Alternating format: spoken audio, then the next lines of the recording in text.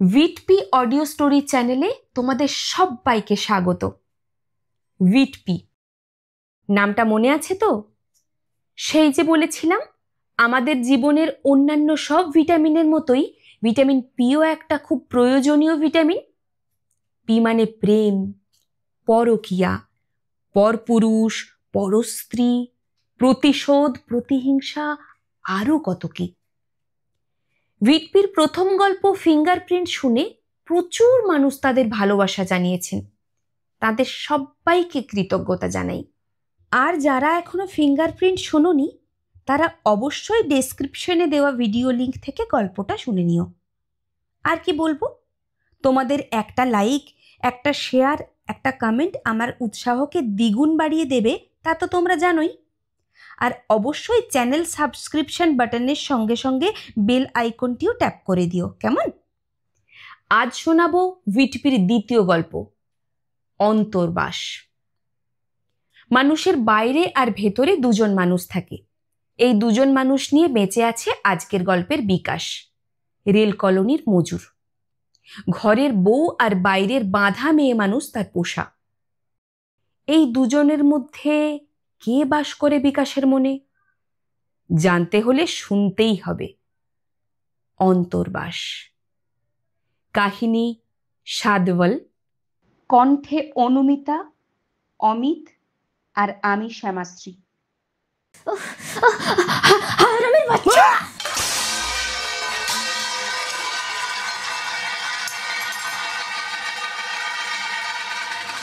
কতদিন বলেছি আমার ব্যথা লাগে। তলপেটে প্রচণ্ড একটা লাথি খেয়ে বিকাশ বাসনের তাকের ওপর ছিটকে পড়ে। তারপরে টাল সামলাতে না পেরে হুমড়ি খেয়ে পড়ে পাথরের মেঝেতে। হিংস্র বাঘিনীর মতো দাঁত নখ বার করে লীনা কাঁচা খিস্তি দিয়ে ওঠে। আজ লাথ মেরেছি, এরপর কোনোদিন কুত্তা ছেনালি করতে এলে না ফাটিয়ে হাতে ধরিয়ে দেব। বিকাশ মাটিতে পড়ে গোঙাচ্ছিল। হাতের সামনে একটা খোলা বঁটি পড়ে আছে। ইচ্ছে করছিল বঁটিটা তুলে নিয়ে লীনার মাথায় বসিয়ে দিতে, কিন্তু ডান হাতটা এমন বেকায়দায় পড়েছে যে যন্ত্রণায় বেঁকে যাচ্ছে। বঁটি তো দূরের কথা, হাত তোলার শক্তি পর্যন্ত নেই। দেখে যারে শোয়ার কা হুয়া। কথা শেষ হওয়ার আগেই উদ্গ্রীব বন্য বরাহরূপী ষাটোর্ধ রতুয়া ভেতরে ঢুকে আসে। तू बिस्तर के ऊपर खरीदार जमीन पे है विकास बाबू, का हुआ रे? বিকাশ জানে এই মুহূর্তে লীনার বিরুদ্ধে রতুয়াকে নালিশ করতে গেলে হিতে বিপরীত হবে। হতে পারে এটা কেলভিন লাইনের বেশ্যাপট্টি, কিন্তু রতুয়া এখানকার মেয়েদের সুবিধা অসুবিধা নিয়ে যথেষ্ট সতর্ক। ব্যথার সঙ্গে সঙ্গে অপমানটা গিলে নিয়ে বিকাশ রতুয়ার দিকে বাঁ হাতটা বাড়িয়ে দেয়। রতুয়া হ্যাঁচকা টানে বিকাশকে সোজা করে দেয়। বিকাশ তার স্বভাবোচিতভাবে রতুয়ার উদ্দেশ্যে কয়েকটা বিশেষণ প্রয়োগ করতেই যাচ্ছিল, ঠিক তখনই রতুয়ার আফিম গুলি খেয়ে লাল হয়ে যাওয়া চোখ দুটো দেখে আর সাহস করে না। ব্যথার সঙ্গে সঙ্গে অপমানটাও হজম করে বিকাশ ঘর থেকে বেরিয়ে যায়। লুলুয়া, পয়সা লিয়া না? হ্যাঁ হ্যাঁ নিয়েছি, তুই এখন বেরো, আমি চালে ঢুকবো। লীনা কোনো মতে একটা গামছা গায়ে জড়িয়ে তার ঘর সংলগ্ন স্নান ঘরে ঢুকে যায়। ठीक है, तू नहाई ले, मैं खाना भिजवाता हूँ।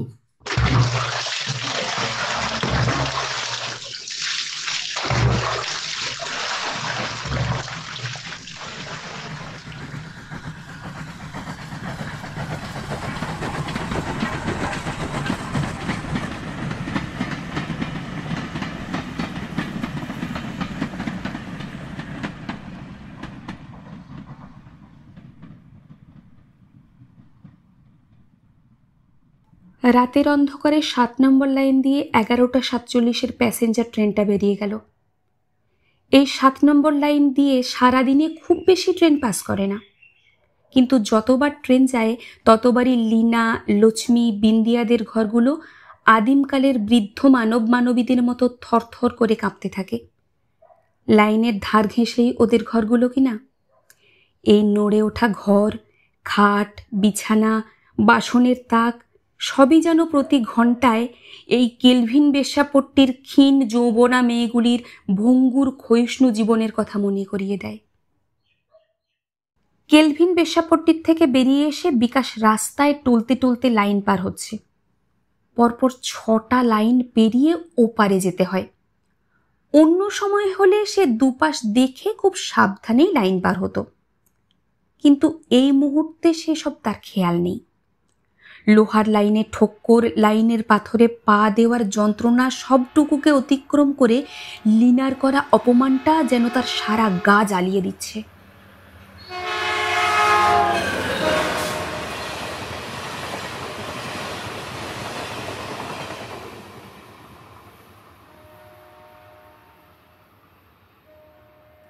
আরেকটু হলেই বিকাশের টাল খাওয়া দেহটা তাল পাকিয়ে কোথায় যে ছিটকে পড়তো কে জানে। পড়ল না, কারণ কেউ একজন লাইনে পা দেওয়ার আগে মুহূর্তে তাকে টেনে সরিয়ে দিয়েছিল। চোখের সামনে বিকাশ যেন দেখতে পেল লাইনের ওপারে মোষের পিঠে করে কে যেন অন্ধকারে মিশে যাচ্ছে। ঘোলা চোখে পাশে তাকিয়ে দেখে বোটকা। বোটকা কি যেন সব বলে যাচ্ছে। সেসব কথা সেই মুহূর্তে বিকাশের কান পার করে মস্তিষ্ক পর্যন্ত পৌঁছচ্ছে না, কিন্তু বোটকাকে দেখে তার বেশ ভালোই লাগে। বছর 22-এর বোটকা এই রেল বস্তির আশেপাশে অঞ্চলে ব্ল্যাকে বাংলা মদ বিক্রি করে। রাত 10টার পর থেকে সারা রাত বোটকাকে ফোন করলেই বোটকা বোতল পৌঁছে দেয়। অবশ্য আরও একটা কাজ সে করে। কেলভিন বেশ্যাপট্টির থেকে ইসমাইলের জুয়ার আড্ডায় কে কখন কোথায় হাজিরা দেয় সে সব জানে। মাঝে মাঝে এই রেলবস্তির বউদের পুরুষগুলোর খবর বিক্রি করে। এই চরবৃত্তি করার জন্য 2-1বার বিভিন্ন বেটা ছেলের হাতে মারও খেয়েছে, কিন্তু ওই স্বভাব যায় না মোলে আর ইজ্জত ফেরে না ধুলে। হাত পা পিঠের ব্যথা কমতে না কমতেই সে আবার এখানকার কথা ওখানে আর ওখানকার কথা এখানে শোনানো শুরু করে। অতিরিক্ত কৌতূহলী বৌদিদের থেকে টাকা পয়সা আমদানিও শুরু হয়ে যায়। বিকাশকে অবশ্য বোটকার বিশ্বাসঘাতকতার শিকার হতে হয়নি, তার অন্য কারণ আছে। আপাতত বিকাশ বোটকাকে চিনতে পেরেই অবশ গালে দাঁত বের করা হাসি ফুটিয়ে জিজ্ঞেস করে, আছে? হ্যাঁ আছে তো। একটা হাফ খোল না, 2 ভাই মিলে টানি। এ আরে ভাইয়া, এক্ষুনি তো ট্রেনের তলায় ঢুকে যাচ্ছিলি, তাও লজ্জা নেই তোর? সন্ধ্যা থেকে ক বোতল টেনেছিস বলতো বিকাশ দা? বিশ্বাস করবি, মাত্র 2টো বোতল না, প্যাক।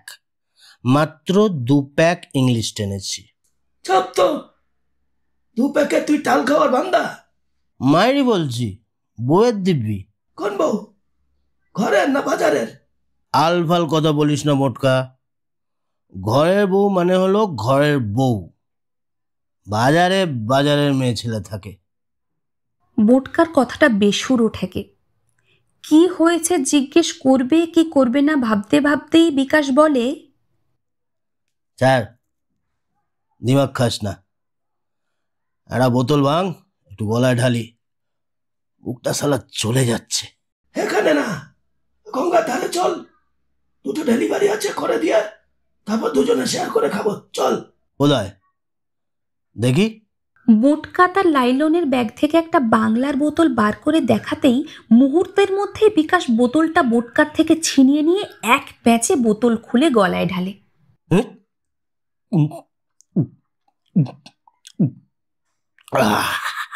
বোটকা হাঁ করে তাকিয়ে থাকে। সালা, কে বলবে একটু আগে আমি মালটাকে বাঁচালাম। বিকাশ বোতলটা বোটকার দিকে বাড়িয়ে দিয়ে বলে, রাগ করিস না ভাই, বাকিটুকু 2 ভাই মিলে গঙ্গার ধারে বসে খাবো, না ধর। রাগে বোটকার গা জ্বলে যাচ্ছে, বোতলটা নেওয়ার জন্য হাত বাড়ায় না। আর ধর না সালা। বিকাশ জোর করেই বোতলটা বোটকার হাতে ধরিয়ে দেয়। ঠিক সেই সময়ই তার পকেটের ভেতরে ফোন বাজে।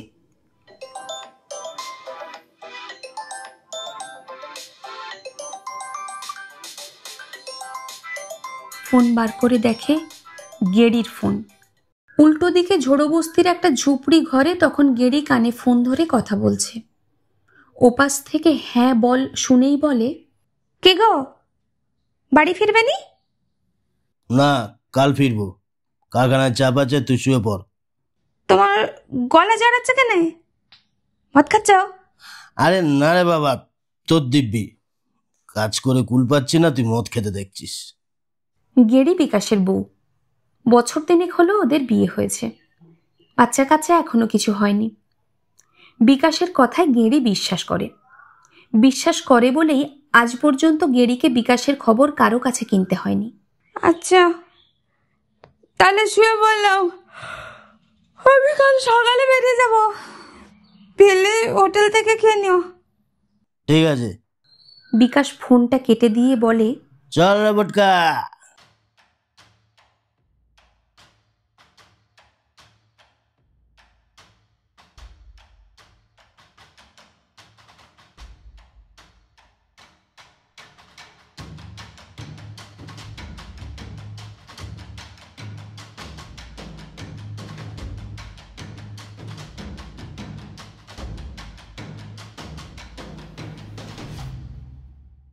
ঝোড়ো বস্তির ঝুপড়ি ঘরে জল খেয়ে একটু থিতু হয় গেরি।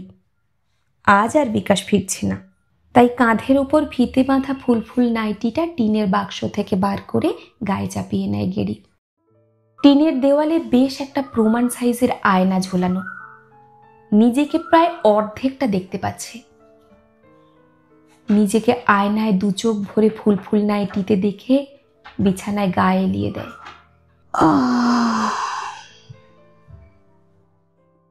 এবার শীতলা পুজোর সময় 27 পড়বে।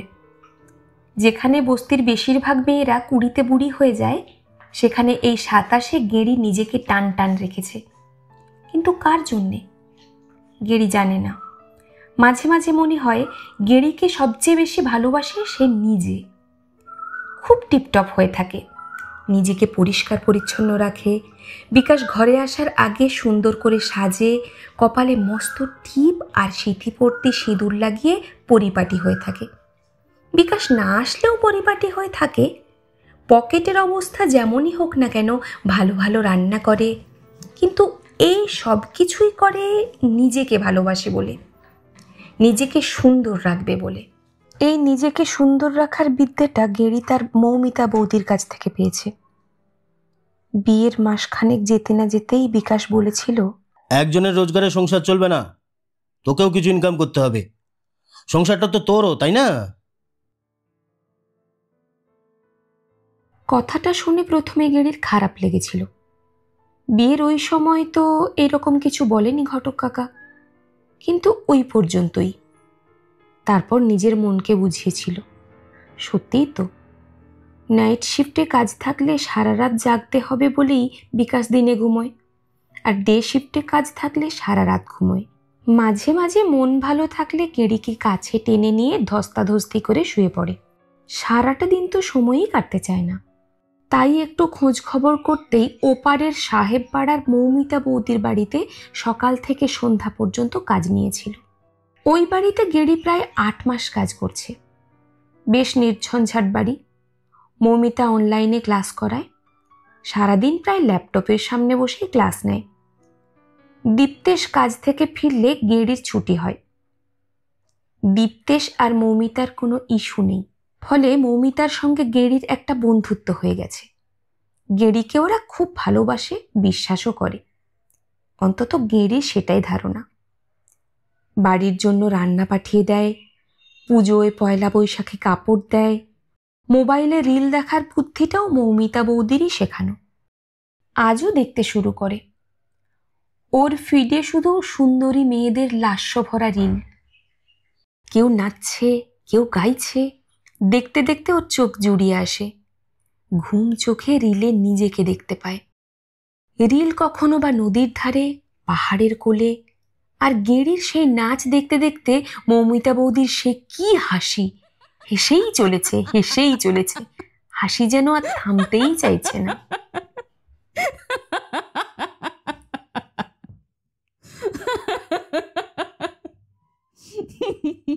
মৌমিতা হাসছিল।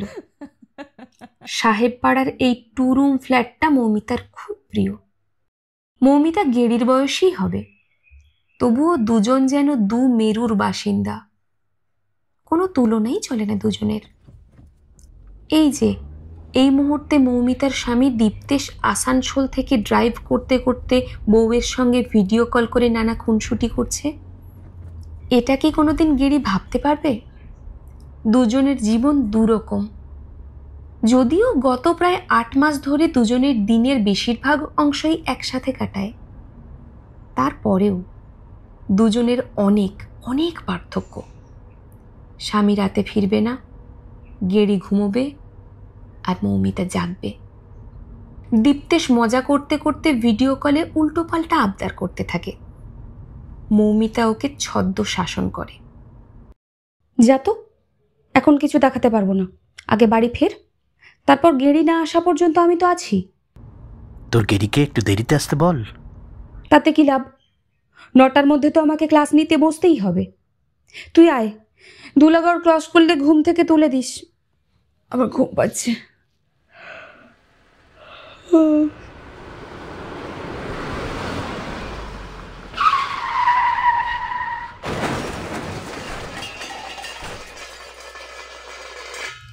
সঙ্গে সঙ্গে একটা সাংঘাতিক ধাতব সংঘর্ষের শব্দে চমকে ওঠে মৌমিতা। ভিডিও কলটা অফ হয়ে গেছে। মৌমিতা আতঙ্কিত হয়ে কয়েক মুহূর্ত মোবাইলের স্ক্রিনের দিকে তাকিয়ে থাকে। তার মনটা কু ডেকে ওঠে। দ্রুত ঘুরিয়ে কল করে। না, কোনো সাড়া পাওয়া যাচ্ছে না। বলতে বলতে মৌমিতার আধুনিক 1.5 লাখি ফোনে ক্র্যাশ রিপোর্ট ঢোকে। ঠিকই আন্দাজ করেছিল, দীপ্তেশের গাড়ি অ্যাক্সিডেন্ট করেছে। সে অ্যাক্সিডেন্টের পরিণতি কি বুঝতে না পারলেও অ্যাক্সিডেন্ট যে হয়েছে এটা নিশ্চিত। মৌমিতার এটা একটা ভালো গুণ।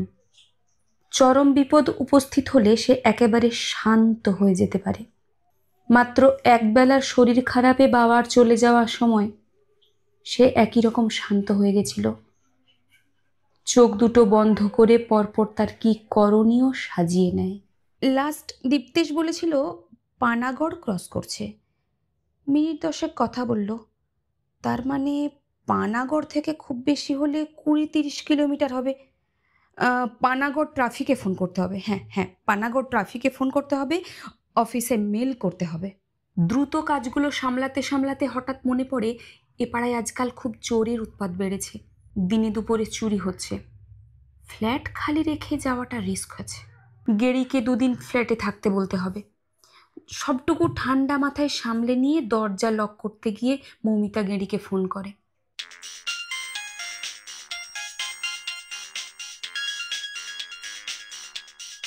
ফোনের শব্দেই ধড়মড় করে গেরির ঘুম ভাঙে। বালিশের পাশ থেকে ফোনটা নিয়ে দেখে মৌমিতা বৌদি ফোন করেছে। একটা দুশ্চিন্তা মাথায় ঘোরে। ফোনটা ধরে। গেরি, তোর দাদার অ্যাক্সিডেন্ট হয়েছে। হ্যাঁ, সে কি গো? কখন? এই তো আধ ঘন্টা আগে। শোন, আমি তোকে সব কিছু পরে বলবো, কিন্তু তোকে 2-1 দিন এ বাড়িতে থাকতে হবে। এই বিপদের দিনে গেরি ওদের পাশে থাকবে না তা হয় না। গেরি ভরসা দিয়ে মৌমিতাকে বলে, তুমি দাদাবাবুকে নিয়ে ঘরকে এসো, আমি সব কিছু দেখে রাখবো, তোমার ভয়ের কিছু নেই। তোর কাছে চাবি আছে তো? হ্যাঁ আছে, তুমি সাবধানে যাও, আমি সব সামলে রাখবো। গেরি ফোন রাখে। অন্যমনস্ক হয়ে দুহাত কপালে জোর করে ঠেকিয়ে বিড়বিড় করে, হে মা রক্ষে কালী, দাদাবাবুকে রক্ষে করো মা, দাদাবাবুকে রক্ষে করো।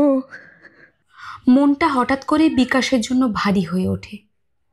কি মনে হতে বিকাশকে ফোন করে। ওপাশ থেকে বিকাশের না, অন্য আরেকটা গলা পায়। কে? বৌদি, আমি বলছি, বোটকা। তোমাদের ঘরের বাইরে বিকাশ আমার সঙ্গেই আছে, তুমি দরজাটা খোলো। ফোন নামিয়ে রেখে গেরি টিনের দরজা খোলে। দেখে বোটকা বিকাশকে ধরে তাদের ঘরের দরজার দিকে এগিয়ে আসছে।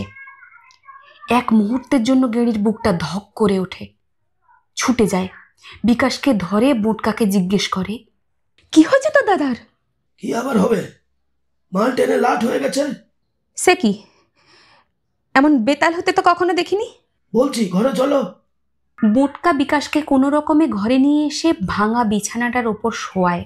বিকাশ একবার অস্ফুটভাবে কোনো এক লীনা নামের মহিলার উদ্দেশ্যে নোংরা গালাগাল দিয়ে একপাশ ফিরে শুয়ে পড়ে।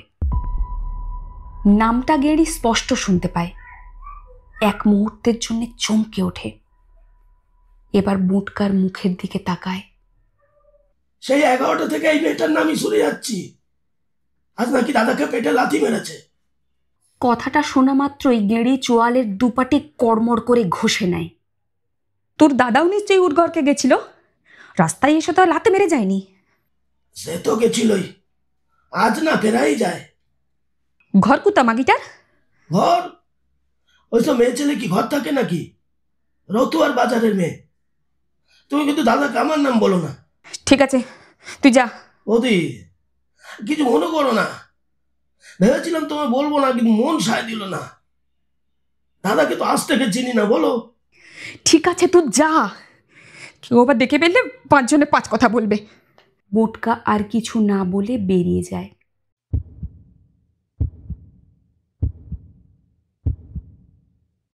গেঁড়ির বুকের বাঁদিকটা ধমাস ধমাস করে আওয়াজ হচ্ছে, স্পষ্ট শুনতে পাচ্ছে। কান দিয়ে যেন গরম হাওয়া বেরোচ্ছে। একবার ঘুমন্ত বিকাশের দিকে তাকায়। ইচ্ছে করছে লোকটার বুকের উপর বসে গলা টিপে ধরে। কেনে কেনে কি নাই আমার, কি নাই, কি অভাব রেখেছি তোর? বল, কেনে যাবি অন্য মেয়ে ছানার কাছে? কেনে যাবি বল? কিছুই বলতে পারে না গেঁড়ি। একবার আয়নার দিকে তাকায়। রাগে তার প্রিয় ফুল নাইটিটা ছিঁড়ে ফেলে। নিজের নগ্ন চেহারার দিকে তাকিয়ে থাকে। নাক ফুলছে, ভারী বুকটা হাঁপড়ের মতো ওঠানামা করছে। দু চোখ দিয়ে পাতি পাতি করে খুঁজে দেখে কোথায় কোথায় খুঁত, কোথায় তার অভাব। বিড়বিড় করে বলতে থাকে, যাব যাব, দাঁড়াবো এইরকম করে কারো সামনে, দেখবি দেখবি তো কেমন লাগে।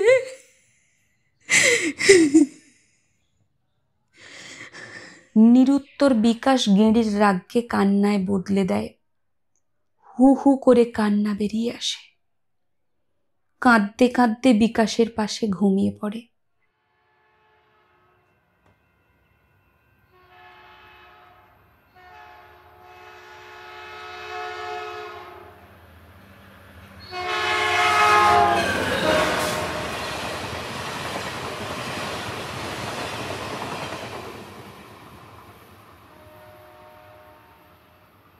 ফার্স্ট ট্রেনের আওয়াজে ঘুম ভেঙে যায়। বাইরে আলো ফুটে গেছে। তাড়াহুড়ো করে উঠে পড়ে। আজ আর স্নান করবে না, মৌমিতা বৌদির বাড়িতেই স্নান করে নেবে। দ্রুত শাড়ি পরে বেরোতে যায়। এমন সময় বিকাশ তার হাতটা টেনে নিয়ে পেটের মধ্যে মুখ গুঁজে দেয়। গিরি শক্ত হয়ে দমটা আটকে নেয়। তারপর হিসিস করে বলে, কারখানায় ছিল তো মদ কিনলে কোথায়? কোথায় আবার, কারখানাতেই। একটা বোতল 3 জনে খেয়েছি। ওটাকে কি নেশা করা বলে? গেঁড়ি আর কথা বাড়ায় না। প্রসঙ্গ পাল্টে বলে, আজকাল দুদিনই ঘরকে আসবনি, দাদার অ্যাক্সিডেন্ট হয়েছে, বাড়ি ফাঁকা থাকবে, বৌদি বলল 2 দিন থাকতে। ওপাড়ায় মেলা চুরি হচ্ছে। আর তোর বাড়িতে চুরি হলে? চুরি হতে কি বাকি আছে?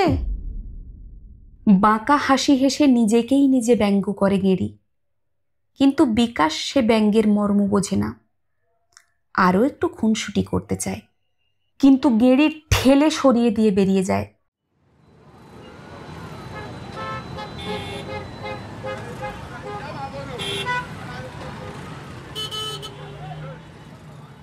গেঁড়ি মৌমিতাদের বাড়িতে আসে। কিছু এঁটো বাসনপত্র ছিল, সেগুলো মাজে। ঘরগুলো মোছে। ওয়াশিং মেশিনে কিছু বাসি জামা কাপড় ছিল, সেগুলো কেচে কুচে মিলে দেয়। আগের দিনের খাবার ছিল ফ্রিজে, সেগুলো গরম করে। সারাদিন যন্ত্রের মতো কাজ করে যায়। দুপুরে একবার বিকাশ ফোন করে।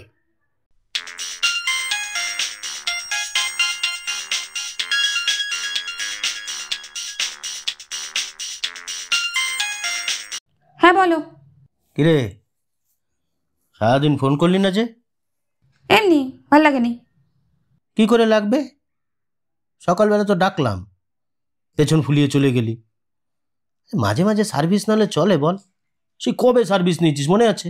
আহ, বললাম না মন মেজাজ ভালো নেই। অন্য কিছু বলবে তো বলো। আচ্ছা ঠিক আছে, রাগ করছিস কেন? সে বোঝার মুরদ আছে তোমার? বুঝি বুঝি বুঝি। তো দাদাবাবুর জন্য মন খারাপ করছে তো? আরে ভাবিস না, ঠিক হয়ে যাবে, সব ঠিক হয়ে যাবে। আর কিছু না, আমি বেরোচ্ছি, একটু এদিক ওদিক ঘুরে আসি। তুই তো আর আমাকে তোর দাদাবাবু বৌদির ফ্ল্যাটে ডাকবি না? রাখছি। গেরি কথা না বাড়িয়ে কল কেটে দেয়। বিকাশ কান থেকে ফোন নামিয়ে কয়েক মুহূর্ত নিজের ফোনের দিকে তাকিয়ে থাকে। যাস সালা, কেসটা কি হলো? ওয়েদার তো পুরো হিট খেয়ে আছে। যাকগে যা, একদিন উল্টে পাল্টে সার্ভিস করে দিলে লাইনে চলে আসবে।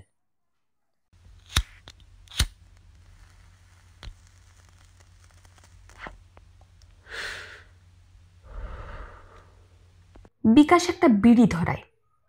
একটা লম্বা শুক টান দিতে গিয়ে পিঠের কাছটায় একটা ব্যথা কোঁকিয়ে ওঠে। এমনভাবে মারলো, যেদিকে ফিরছি সেদিকে ব্যথা লাগছে। ছাড়বো না, এর হিসেব আমি নেব। বিকাশ মণ্ডলকে লাত মেরেছিস তো, সালি এমন জায়গায় আমি লাত মারবো যে কাস্টমার তো দূরের কথা, কুত্তাও তোর কাছে ঘেঁষবে না। বিকাশ অভিশাপের পর অভিশাপ দিয়ে যাচ্ছে লিনার উদ্দেশ্যে। আসলে সবই বৃথা আস্ফালন। ছাড় তো, শকুন তো গরুকে অভিশাপ দেবেই, কিন্তু তাতে গরুর কিছু যায় আসেনি, বুঝছিস? কথাগুলো লিনা দুপুরবেলা 120 জর্দার মাথা ঝিম ধরানো গন্ধওয়ালা পানটা চিবোতে চিবোতে বুটকাকে বলছিল। সে তো জানি, আমি বলছি তোমায়, কিরকম বেইমান ভাবো। এতদিন তো এই লিনার পায়ের তলাতেই বসে থাকতিস, আর যেই তোর হ্যাঁতে হ্যাঁ মিললো না অমনি তুই খিস্তি খামারি করে অভিশাপ দিবি। শোন, এরপর যেদিন আমাকে অভিশাপ দেবে বলে দিবি আমি বলেছি গতর বেচতে পারি, তার মানে এই নয় যে খরিদ্দার আমার গতরটাকে বাপের সম্পত্তি মনে করে নেবে। একদম ঠিক কথা বলেছো। কাল আমি কিছু বলিনি, এরপর দিন ঠিক বলে দেবো। চোরের মায়ের বড় গলা বার করে দেবো একদম। না, পরের দিন পর্যন্ত গড়ায়নি। আজকেই দুপুরের দিকে বোটকা 9কে 6 আর 6কে 9 করে লিনার কথাগুলো বিকাশের কাছে বলে। সেসব কথা বিকাশ কেন, আকাশ বাতাস যে কোনো পুরুষ শুনলেই রক্ত গরম হয়ে যাওয়ার কথা। আর বিকাশ তো এমনিতেই মাথা গরম ছেলে। ফলে বিকাশ তখনই প্রায় উঠে গিয়ে লিনাকে উচিত শিক্ষা দিতে চাইছিল, কিন্তু বোটকা তাকে আটকায়। দেখ বিকাশ, আমার সরল মনে গরম নেই, তাই তোকে সবটা জানিয়ে রাখলাম। আর নর্দমা জল নিয়ে ঘাটাঘাটি করলে তোর হাতেই গন্ধ হবে। এরপর তুই ভেবে দেখ ও পাড়ায় আর যাবি কি না। প্রশ্নটা বোটকা বিকাশের মাথায় গেঁথে দিয়ে বেরিয়ে যায়। কিন্তু সারা রাত বাংলা মদের বোতলে নিজেকে ডুবিয়ে যে দুঃখ ভুলে গেছিল, বোটকা চলে যাওয়ার পর আবার সেটা তাজা হয়ে ওঠে। ভাবল আবার মদ খাবে। কিন্তু গিরি নেই, তার উপর সকাল থেকে মেজাজটাও খিঁচড়ে আছে। দাদাবাবুর কি হলো না হলো, মাল খাওয়ার খবর পেলে বউটা হেব্বি ক্যাচাল করবে ইত্যাদি 7-5 ভেবে সে দিনের বেলা মদ খাওয়া আপাতত মুলতবি রাখে।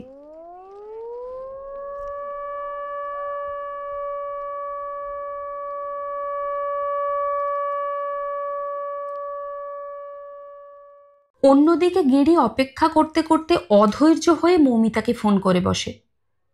দীপ্তেশ আপাতত আইসিইউতে আছে, কিন্তু মৌমিতা তাকে কলকাতার বড় হাসপাতালে নিয়ে আসার জন্য খুব চেষ্টা করছে। কথা বলতে বলতে মৌমিতা জিজ্ঞেস করে, গেরি তুই এবিসিডি পড়তে পারিস তো? হ্যাঁ পারি তো। মৌমিতার ইনস্ট্রাকশন শুনে শুনে গেরি আলমারির চাবি বার করে এক একটা ফাইল থেকে কয়েকটা কোড বলে দেয়। গেরি ফাইলপত্র আবার গুছিয়ে রাখতে গিয়ে আলমারি ভর্তি মৌমিতার হাজারো জামা কাপড় দেখে এবার যেন চমকায়।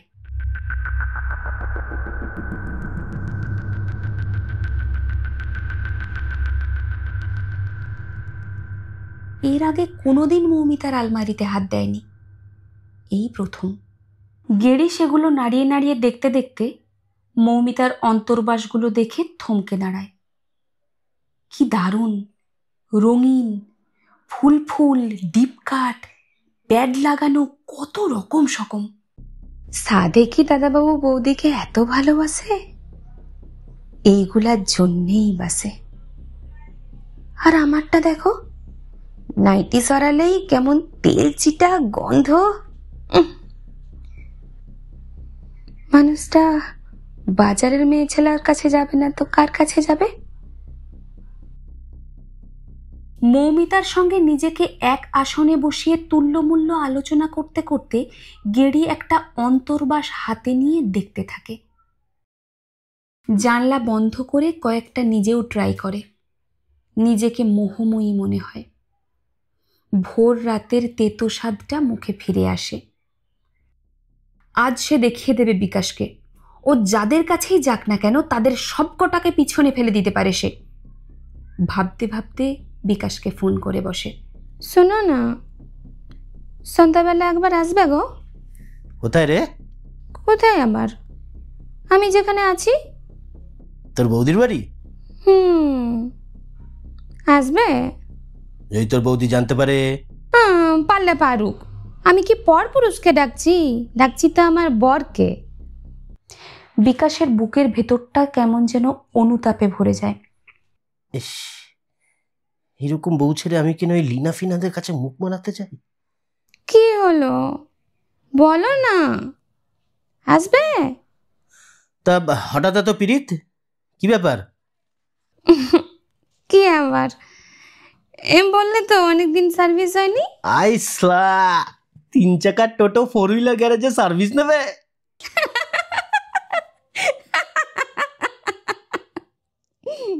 গেড়ি খিলখিল করে হাসতে হাসতে কথায় কথায় তার ইচ্ছের কথা বলে। আজকের এই একবেলা ও বড় লোকদের মতো কাটাবে। সে জানে ছুটির দিনগুলো বড় লোকেরা কেমন ভাবে কাটায়। মৌমিতা দীপ্তেশকে দেখে সে শিখেছে। আসবো না মানে মোবিল গ্রিড সব নিয়ে আসছি, আজ আগা 5 তলা সার্ভিস করে দেবো। গেড়ে সকালবেলার মন খারাপ ভাবটা চলে যায়। মনটা ফুরফুরে হয়ে যায়। গুনগুন করে গান গাইতে গাইতে মৌমিতার সাবান শ্যাম্পু দিয়ে স্নান করে।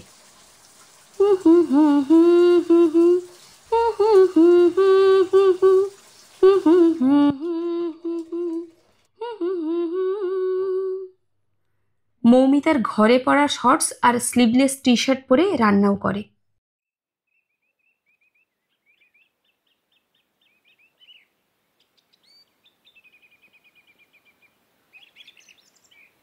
সন্ধেবেলা বিকাশ এলে ওরা এই একবেলা অন্যরকম জীবনে ভেসে যায়। বিকাশেরও ভালো লাগে। স্ন্যাক্স খেতে খেতে গেড়িকে কোলে বসিয়ে জাপটে ধরে টিভিতে মিউজিকের চ্যানেল দেখে। গেড়ি সাহস করে দীপ্তেশের কাপবোর্ড থেকে স্কচের বোতল এনে বিকাশকে দেয়। বিকাশের অনুরোধে গেড়িও বিকাশের মদের গ্লাসে চুমুক দেয়।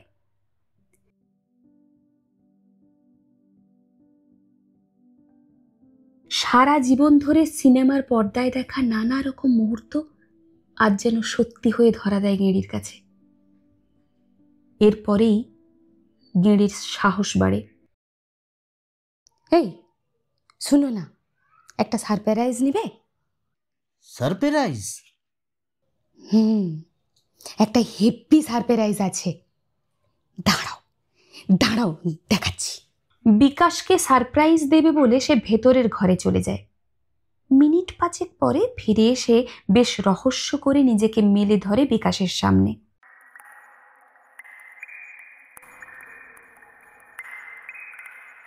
পরনে মৌমিতার সেই দামি অন্তর্বাস।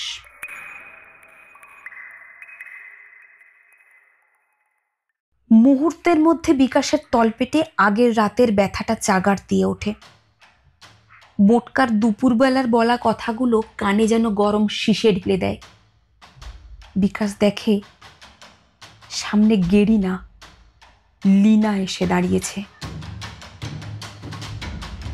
সেই মেয়েটা কাল তলপেটে লাথি মেরে ঘর থেকে বার করে দিয়েছিল, ঠেট দিয়েছিল, বোটকাকে আবার বড় বড় বাতালো মেরেছে।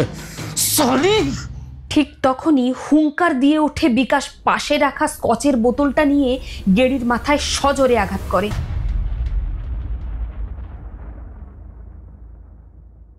রক্তাক্ত গিরি কয়েক মুহূর্ত দাঁড়িয়ে বিকাশের দিকে তাকিয়ে কাটা কলা গাছের মতো পড়ে যায়। বিকাশের হাতে তখনও আধ ভাঙা বোতলের একটা টুকরো ধরা।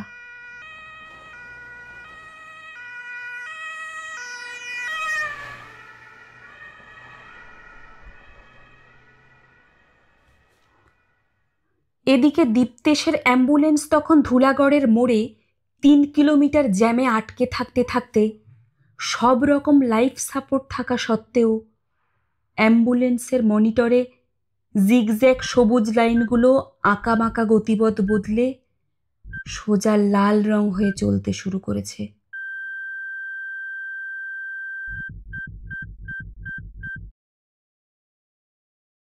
শুনলেন উইটপির গল্প অন্তর্বাস।